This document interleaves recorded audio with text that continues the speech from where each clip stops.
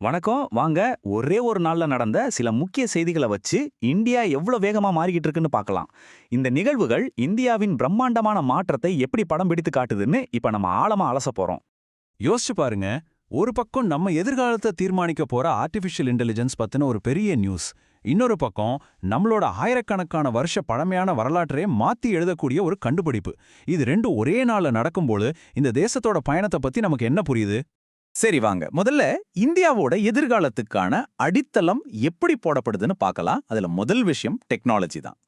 முதல்ல artificial intelligence அதாவது AI துறையில இந்தியா எடுக்கிற ஒரு பிரம்மாண்டமான முன்னெடுப்பை பத்தி பார்க்கலாம்.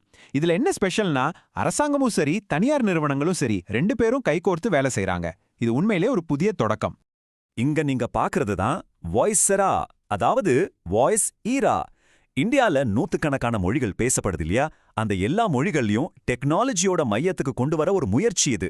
சிம்பிளா சொல்லணும்னா, இத வச்சு யார் வேணும்னாலும் தங்களோட தாய்மொழியிலேயே வேலை செய்யற வாய்ஸ் அசிஸ்டன்ஸையோ ஆப்ஸையோ உருவாக்க முடியும்.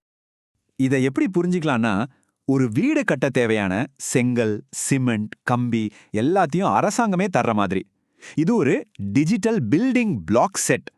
வாய்ஸ் டெக்னாலஜியில ஏதாவது புதுசா உருவாக்கணும்னு நினைக்கிறவங்களுக்கு தேவையான எல்லா அடிப்படை கருவிகளையும் அரசாங்கம் ஓபன் சோர்ஸா, அதாவது இலவசமா கொடுக்குது.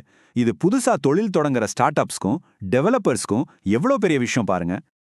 இந்த அப்ரோச் தான் இங்க ரொம்பவே சுவாரஸ்யமான விஷயம். அதாவது அரசாங்கம் வாய்ஸேரா மூலமா ஒரு சூப்பரான அகலமான ஹைவேயை போட்டு கொடுத்துருது. அதுக்கு மேல சர்வம் ஏஐ மாதிரி தனியார் நிறுவனங்கள் விக்ரம் மாதிரியான அதிநவீன ஏஐ மாடல்களை, அதாவது பவர்ஃபுல்லான கார்களை உருவாக்கி ஓட்டுறாங்க. ஸோ அடித்தளத்தை அரசாங்கமும் அதுக்கு மேல இனோவேஷனை பிரைவேட் செக்டரும் பார்த்துக்கிறாங்க. இது ஒரு அருமையான கூட்டணி இல்லையா? சரி, இந்த முன்னேற்றம் எல்லாம் இந்தியாவுக்குள்ள மட்டும் நடக்கல. இப்போ உலக அளவுலயும் இந்தியா ஒரு முக்கியமான இடத்தை பிடிக்குது. ஐக்கிய நாடுகள் சபை ஏஐ பத்தி ஒரு உலகளாவிய குழுவை அமைக்கும் போது அதுல ஒரு முக்கிய உறுப்பினரா ஐஐடி மெட்ராஸ் ப்ரொஃபஸரையும் நியமிச்சிருக்காங்க. அதாவது ஏஐயோட எதிர்காலம் எப்படி இருக்கணும்னு தீர்மானிக்கிற இடத்துல இந்தியாவோட குரலும் இப்போ ஒலிக்க ஆரம்பிச்சிருக்கு. டெக்னாலஜி ஒரு பக்கம் வளர்ந்துட்டு இருந்தாலும் அதோட பலன் மக்களை சரியா போய் சேரணும்னா நிர்வாகமும் மாறணும் இல்லையா? சரி வாங்க, அடுத்ததா கல்வி, அன்றாட சேவைகள்னு மக்களோட வாழ்க்கையை நேரடியா பாதிக்கிற நிர்வாகத்துல என்னென்ன புது மாற்றங்கள் வருதுன்னு பார்க்கலாம். முதல்ல தமிழ்நாட்டில இருந்து ஒரு உதாரணம். பிஹெச்டி பண்ணணும்னு நினைக்கிற மாணவர்களுக்கு இது ஒரு சூப்பரான செய்தி. இதுக்கு முன்னாடி ஒவ்வொரு யூனிவர்சிட்டிக்கும் தனித்தனியா அப்ளை பண்ணி அலைய வேண்டியிருந்தது. ஆனா இப்போ ஒரே ஒரு ஆன்லைன் போர்ட்டல் மூலமா எல்லா அரசு பல்கலைக்கழகங்களுக்கும் விண்ணப்பிக்கலாம். இதனால அட்மிஷன் ப்ராசஸ் ரொம்ப வெளிப்படையா, அதாவது டிரான்ஸ்பரண்டா மாறிடுது. மாணவர்களோட நேரமும் மிச்சமாகுது. அதே மாதிரி பக்கத்துல கேரளாவுல பாருங்க. அங்க அடிக்கடி ரினியூ பண்ண வேண்டிய பழைய பேப்பர் சர்டிபிகேட்ஸ்க்கெல்லாம் குட் பை சொல்லிட்டு ஒரு நிரந்தரமான போட்டோவோட இருக்கிற இருப்பிட அட்டையை கொண்டு வராங்க. யோசிச்சு பாருங்க. இதனால அரசாங்க ஆபீஸ்க்கு நடையா நடக்க வேண்டியது குறையும். மக்களுக்கு சேவைகள் இன்னும் வேகமா கிடைக்கும். சோ இந்த நிர்வாக மாற்றங்கள் எல்லாம் வெறும் சேவைகளை எளிதாக்குறதோட நின்னுடல. இது பொருளாதார ரீதியா மக்களுக்கு அதிகாரம் கொடுக்கவும் உதவுது. அதுக்கு ஒரு சிறந்த உதாரணம் தான் கிராமப்புற பெண்களோட வாழ்க்கையில ஒரு பெரிய மாற்றத்தை ஏற்படுத்த போற இந்த திட்டம். வாங்க அத பத்தி பார்க்கலாம். இந்த திட்டத்தோட பேரே ரொம்ப பவர்ஃபுல். லக்பதி தீதி, அதாவது லக்ஷாதிபதி சகோதரி. இதோட நோக்கம் ரொம்ப சிம்பிள். சுய உதவி குழுக்கள்ல இருக்கிற ஒவ்வொரு பெண்ணும் வருஷத்துக்கு குறைஞ்சது 1 லட்சம் ரூபாய் வருமானம் ஈட்டணும். நல்லா கவனிங்க, இது வெறும் பணத்தை இலவசமா கொடுக்கிற திட்டம் இல்ல, அவங்களுக்கு ஒரு நிலையான வருமானத்தை உருவாக்கி தர்ற ஒரு பொருளாதார புரட்சி. இந்த திட்டத்தோட இலக்கு எவ்ளோ பெருசுன்னு பாருங்க. 1-2 லட்சம் பேர் இல்ல, நாடு முழுக்க கிட்டத்தட்ட 6 கோடி பெண்களை பொருளாதார ரீதியா தற்சார்புள்ளவங்களா மாத்தணும். இது உண்மையிலே ஒரு பிரம்மாண்டமான லட்சியம். சரி, இந்த மாபெரும் இலக்கை எப்படி அடைய போறாங்க? அதுக்கு 2 முக்கியமான கருவிகள் இருக்கு. ஒன்னு, தொழில் தொடங்க தேவையான மூலதனம், அதாவது வட்டியே இல்லாத கடன் வசதி. 2வது, அந்த தொழிலை சரியா செய்ய தேவையான திறன்கள். அதுக்கு முறையான பயிற்சியும் கொடுக்கறாங்க. பணமும் பயிற்சியும் சேரும்போது அங்க ஒரு நிரந்தரமான மாற்றம் உருவாகுது இல்லையா?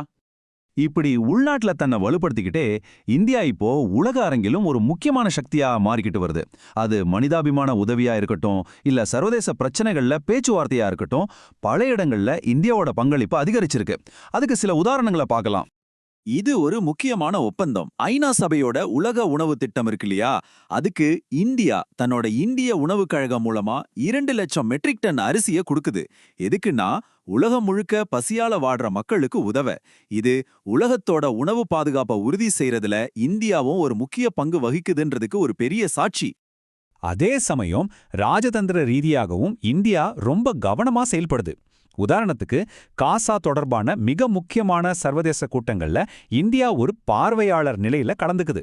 அதாவது நேரடியா முடிவெடுக்கிற இடத்துல இல்லனாலும் அங்க நடக்கிற விவாதங்களை கவனிச்சு அமைதியான தீர்வுக்கு ஆதரவு தெரிவிக்கிற ஒரு முக்கியமான பாத்திரத்தை வகிக்குது.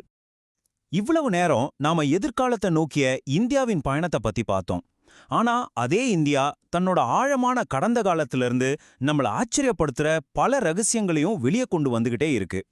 இப்போ நம்ம பார்க்க போற ஒரு தொல்பொருள் கண்டுபிடிப்பு நாம படிச்ச சரித்திரத்தையே மாத்தி எழுதக்கூடிய சக்தி வாய்ந்தது.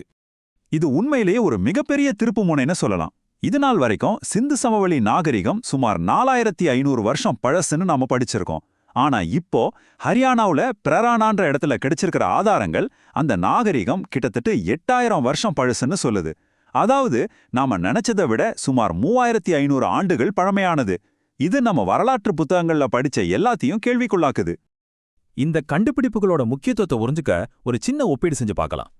உலக அதிசயமான எகிப்திய பிரமிடுகள் இருக்கு இல்லையா, இந்த கண்டுபிடிப்புகள் மட்டும் உறுதி செய்யப்பட்டா நம்ம சிந்து சமவெளி நாகரிகம் அந்த பிரமிடுகள் கட்டப்படுறதுக்கெல்லாம் பல நூற்றாண்டுகளுக்கு முன்னாடியே ஒரு உச்சக்கட்ட வளர்ச்சியில இருந்திருக்குன்னு அர்த்தம். யோசிச்சு பாருங்க. ஹரியானால கிடைச்ச இந்த ஒரு சின்ன ஆதாரம் இந்தியாவிலையும் பாகிஸ்தான்லயும் பரவி கிடக்கிற அரப்பா, மொஹஞ்சதாரோ, தோலாவிரா மாதிரியான எல்லா முக்கிய தலங்களையும் நாம பார்க்குற விதத்தையே மாத்துது. இது எல்லாமே நாம இதுக்கு முன்னாடி நினைச்சதை விட ரொம்ப ரொம்ப பழமையான ஒரு மாபெரும் நாகரிகத்தோட மிச்சங்கள் அப்படிங்கிற உண்மையை இது உறக்கச் சொல்லுது. ஆக இன்னைக்கு நாம பார்த்ததெல்லாம் ஒரே ஒரு நாள்ல நடந்த சில நிகழ்வுகள் தான். ஆனா அதுக்குள்ள 8000 வருஷ பழமையான வேர்களையும் பார்க்க முடியுது.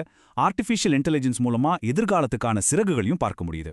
தன்னோட இவ்வளோ பழமையான ஒரு கடந்த காலத்திலிருந்து பலம் எடுத்துக்கிட்டு ஒரு தேசம் எப்படி தன்னோட தொழில்நுட்ப எதிர்காலத்தை வடிவமைக்க போகுது? இதுதான் இன்னைக்கு நம்ம முன்னாடி இருக்கிற ஒரு சுவாரஸ்யமான கேள்வி.